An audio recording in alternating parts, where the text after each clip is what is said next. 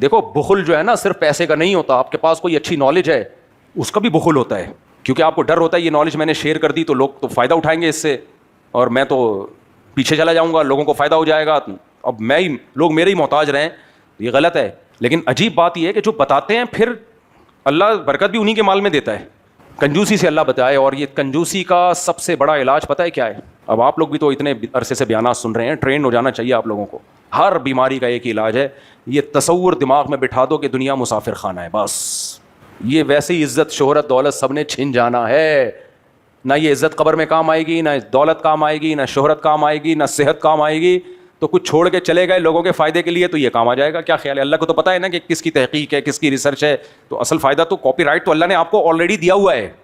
تو اس لیے جب انسان یہ سمجھتا ہے دنیا سے ہم نے جانا ہی جانا ہے, تو پھر اللہ کے علاوہ کسی کی پرواہ نہیں ہوتی اس کو. لوگ تعریف کریں اچھی بات ہے, نہیں کریں چلتا ہے, مارکیٹ میں یہ بھی چلتا ہے. اس لیے ہم نے اپنے جتنے اکابر دیکھے, جتنے بزرگ دیکھے, جتنے اللہ والے دیکھے, سب اسی کو فوکس کرتے رہے ہیں کہ دل میں یہ بات اتار لو کہ یہ دنیا کیا ہے, مسافر خانہ. ٹریولنگ موڈ پہ ہیں اس وقت ہم لوگ, آخرت میں ہم ٹریولنگ موڈ میں نہیں ہوں گے, وہ اصل گھر ہے ہمارا. تو جب یہ تصور دماغ میں بٹھا لے آدمی, بس پھر مزے ہی مزے.